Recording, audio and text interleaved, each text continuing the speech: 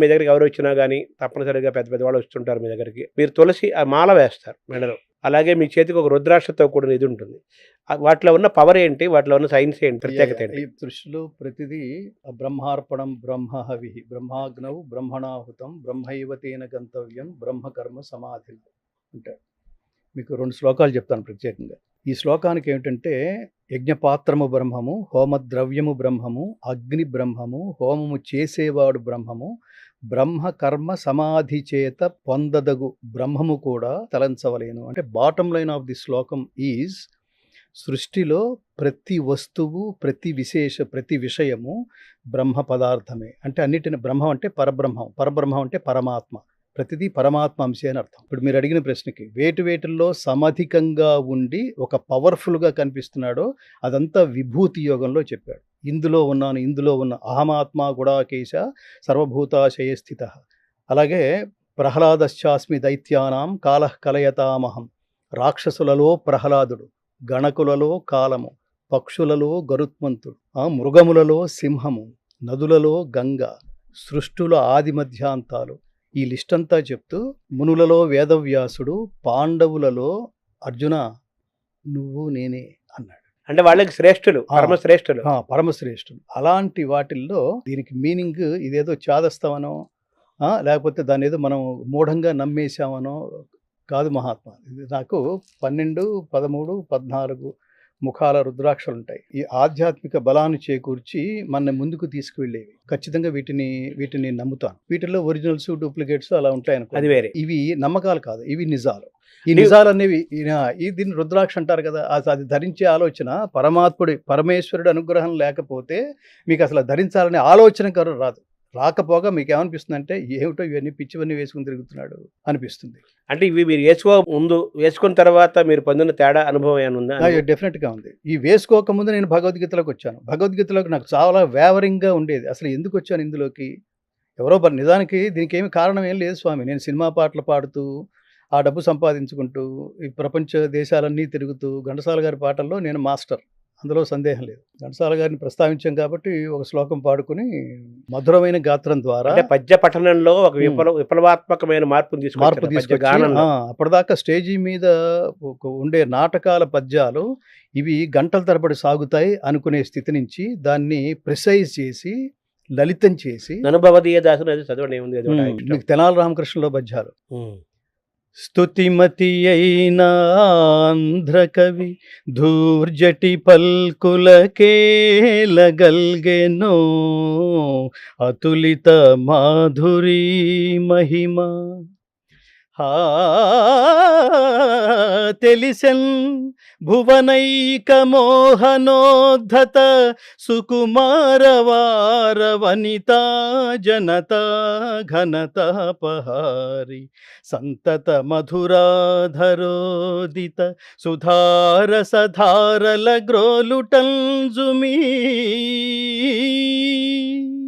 భగవద్గీతలోకి ప్రవేశించిన తర్వాత ఈ స్థిర నిశ్చయంతో ఉండటానికి, మన కంట్రోల్ చేయడానికి, మన మీద ఆ పవర్స్ చూపించి మనం నియంత్రించేందుకు రకరకాల మార్గాల్ని మనం ఎంచుకుంటాం. అది మణిమంత్ర ఓషధయ అంటారు. మణులు, మంత్రాలు, ఓషధులు. మీకు ఫిజికల్గా ప్రాబ్లమ్స్ ఏదన్నా వస్తే మీరు మందు మింగాలి, అది ఔషధం. కానీ మీకు మనస్సుకి ఏదన్నా వస్తే మనసుకి ఔషధం లేదు. అక్కడ కూడా స్లీపింగ్ టాబ్లెట్ వేసుకుని పడుకోబెడతారు తప్ప అక్కడ దానికేమీ ఇది లేదు. దాన్ని కరెక్ట్ చేయాలంటే, నాకు మనసు బాగుండలేదు, ఏది చేయలేకపోతున్నాను, కాన్సన్ట్రేట్ చేయలేకపోతున్నాను, వేవరింగ్గా ఉంటుంది అంటే దానికి మందులు ఉండవు. దానికి ఏమిటంటే మంత్రాలు, మీకు యజ్ఞాలు, యాగాలు, ఇలాంటివన్నీ. ఇప్పుడు మననాత్ త్రాయతి ఇది మంత్ర అంటారు కదా. అవును. అంటే మననం చేసుకునే కొద్దీ అది మనల్ని రక్షించేదే మంత్రం అంటారు. ఖచ్చితంగా దానికి అంత శక్తి ఉంటుంది. మనస్సుకు ఔషధమే మంత్రం. ఖచ్చితంగా కార్యసిద్ధిని కూడా కలగజేస్తాయి. నేను అనే అహంకార మార్గంలో ఉన్నంత వరకు, ఆ సర్కిల్లో ఉన్నంత వరకు మనకి ఇవేవి రుచించవు. మనం చేస్తుంది కరెక్ట్గానే చేసాం కదా, ఎందుకు మిస్ఫైర్ అవుతోంది అనే ఆలోచనలోంచి కనుక మీరు జర్నీ చేయగలిగితే అది ఇటువైపుకు తీసుకెళ్తుంది. దీన్ని ఏమంటారంటే, ఇది జాగ్రత్తగా ఉండండి, వీటిని థర్డ్ ఫోర్స్ అంటారు. మిమ్మల్ని ఏదో రక్షించాలి.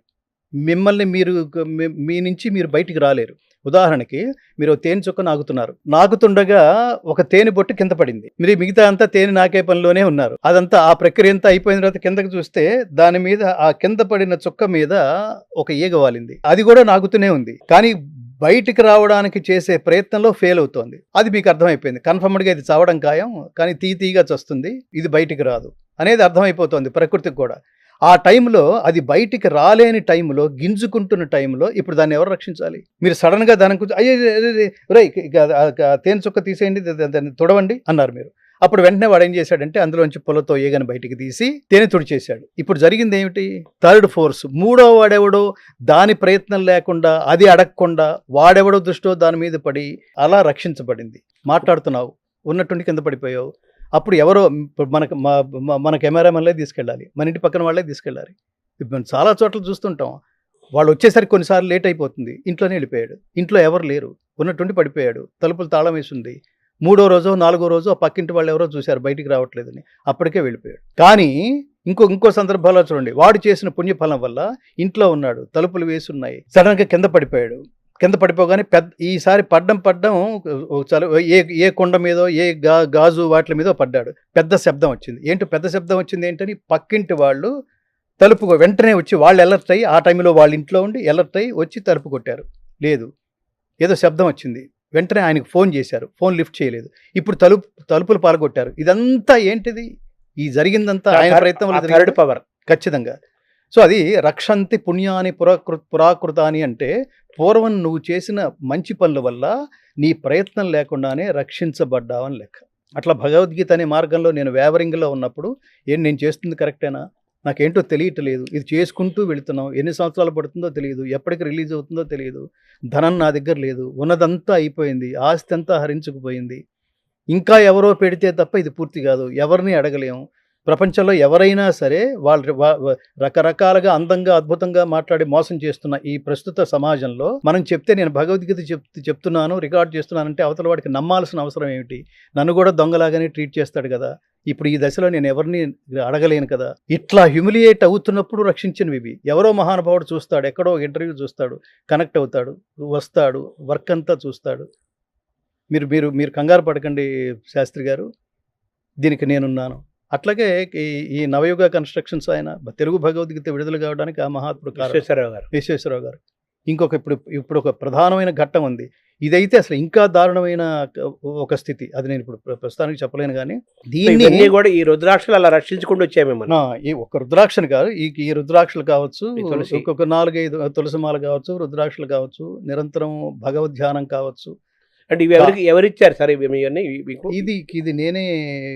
అంటే ఈ రుద్రాక్షలు కూడా ఏమిటంటే ఏది పడితే అది మీరు దొరికింది కాబట్టి ధరించుకోకూడదు. మీ జాతకాన్ని బట్టి, మీ time of birth, place of birth, date of birth ఇవన్నీ తీసుకుని మీ జాతకం వేసి, ఆ జాతకంలో నక్షత్రాలు ఏ పొజిషన్స్ ఉన్నాయో చూసి, రెండోది మీకేం కావాలో తెలుసుకుని ఏం కావాలనుకుంటున్నారో. మీరు బిజినెస్ మ్యాన్, మీ సంకల్పం, మీరు బిజినెస్ మ్యాన్ కావాలనుకుంటున్నారా, ఆధ్యాత్మిక మార్గంలో ఉండాలనుకుంటున్నారా, అశాంతిగా ఉన్నారా, ధనం కావాలా, ఇలాంటివన్నీ ఈ రెండింటికి మ్యాచ్ చేసి సూచిస్తారు. మళ్ళీ వాళ్ళు కరెక్ట్గా ఉండాలి. వాళ్ళు మళ్ళీ ఆధ్యాత్మిక వాళ్ళు ఏంటంటే ఇండోనేషియా రుద్రాక్షలని, నేపాల్ రుద్రాక్షలని ఉంటాయి. నేపాల్ రుద్రాక్షకి శక్తి ఎక్కువ. ఆ భూమి మీద పండిన రుద్రాక్షకి శక్తి అమితమైంది. అలాగే ఈ మెడలో ఇవి తులసి, అవి మీ దగ్గరకు వచ్చినప్పుడు అందరికి మెడలో నేను తులసి మాల వేస్తాను. తులసి కృష్ణుడికి సంకేతం. తులసి దళం, తులసి అయిన బృందావనం అన్నాం కదా, బృంద అంటే తులసి. అది ఏంటి సార్ దానిలో ఉన్న విశిష్టత? పవిత్రమైన ప్లాంట్స్లో అది అతి పవిత్రమైంది. అది ఆక్సిజన్, చాలా గొప్ప ఆక్సిజన్ రిలీవరు. సో అది వేసుకుంటాం ద్వారా మనం అంటే చివరికి మన తులసి నీళ్లు, తులసి తీర్థం క్లైమాక్స్ చివరికి శ్రీకృష్ణ పరమాత్మ కూడా మీకు రుక్మిణీదేవి ఒక తులసి దళం వేయడం వల్ల ఆ భక్తితో పత్రం పుష్పం ఫలంతో ఆయన ఊరికే స్పీచెస్ ఇచ్చేవాడు కదా కృష్ణుడు. భలే మాట్లాడతాడా, భలే మాట్లాడు, అందంగా మాట్లాడు, అద్భుతంగా మాట్లాడతాడు, ఆచరణీయంగా మాట్లాడతాడు. ఏది చెప్పటం వల్ల లోకం దాన్ని అనుసరిస్తే వాడి జన్మ సార్థకమైపోతుందో అది మాత్రమే చెప్తాడు.